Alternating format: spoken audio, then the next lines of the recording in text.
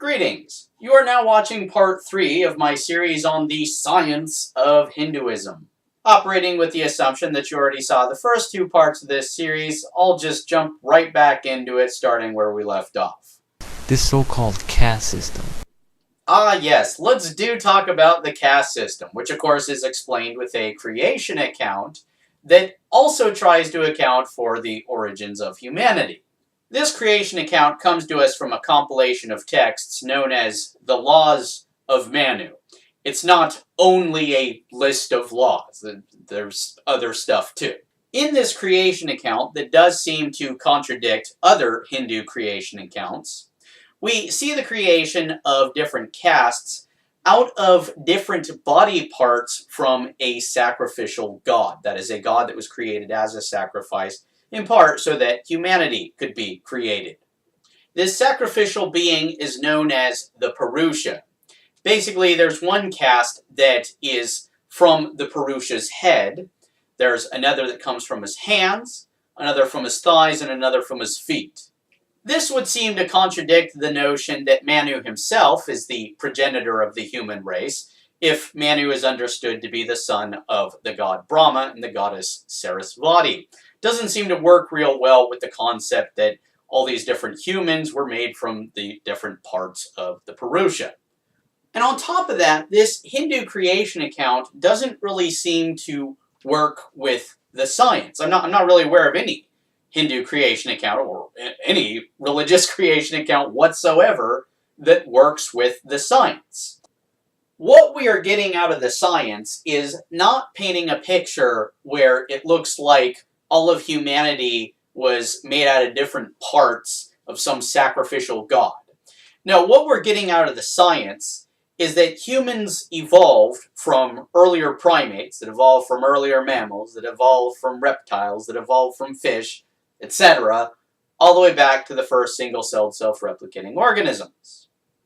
Oh, by the way, there's a caste that I didn't mention earlier. The outcasts, right? Or the untouchables. I've heard them called different things. But how does that happen? How does someone become outcasted? Well, one way that I know of is if a person's parents are from 2 different castes. That's it. That does it. If your parents are from 2 different castes, you're without caste, right? But yeah, by the laws of Manu, having sex with someone outside your caste is a big no-no. It's actually a capital offense, right? The person of the lower caste is considered to be defiling the person of the higher caste. So the lower caste person is supposed to be put to death. Just the low caste person. You know, punishments for higher caste people are never as severe as the punishments for low caste people.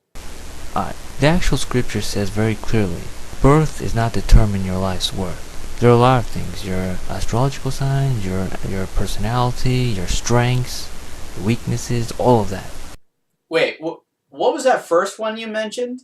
Your astrological signs. Alright, yeah, astrology. Yeah, guess you didn't get the memo, so I'll go ahead and update you. Turns out, astrology is no longer considered a legit science. It's actually been largely rejected by the scientific community and is now understood to be a pseudoscience. This has been going on pretty much ever since we started debunking the geocentric model of the universe. And if you think about it, this does make perfect sense, because the idea with astrology is that the sun is going around the Earth, as opposed to what's actually going on with the Earth going around the sun, right? But since they perceived the sun to be going around the Earth, the idea was that the sun would move from one constellation to another. Or in other words, the conception that the sun is in this constellation or that one, that's a misconception. The sun is not actually moving into any particular constellation or even in front of it. The perspective that it's doing that is based on the fact that the Earth is moving around the sun. That makes it look like the sun is what's moving, when in actuality, it's the Earth. That said, the constellations aren't even real to begin with. Their stars are real, but the perceived patterns of those stars are make-believe, which is probably why different cultures have independently come up with their own astrological systems that have different star signs, different amounts of star signs. Hell, Even the astrological system that we currently use here in the United States is rooted in earlier astrological systems that used different amounts of signs. So it should come as no surprise then that there's no known mechanism by which the stars could affect a person's destiny or personality based on where we perceive the sun to be. What the Hinduism talks about is the division of labor. Why? Efficiency. It's efficient for each person to focus on what they're good at, for themselves and the good of society. Once again, we see Plato already's confirmation bias at work here, focusing on what Hinduism got right to the neglect of all this other stuff that it clearly got wrong.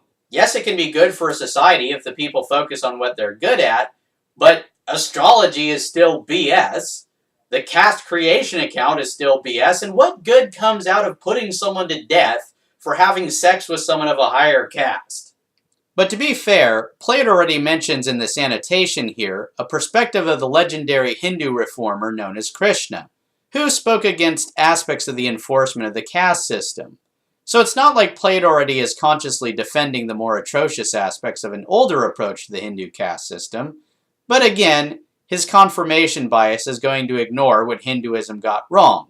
He wants to focus on what Hinduism got right, to erroneously conjecture that the entire religion is from a higher power and mostly scientifically proven. And there's business class can compete for wealth as long as it doesn't hurt themselves or other people in the environment. And they can compete for wealth, but everyone has minimal needs. Unless you're a soulless person, you gotta consider that at least.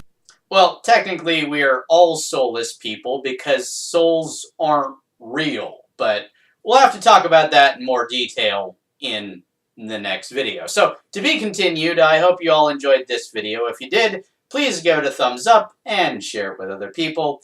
If you're interested in watching my future videos, please subscribe to this channel if you haven't already, and I'll see you all in the next one. So have a good one, guys, and peace.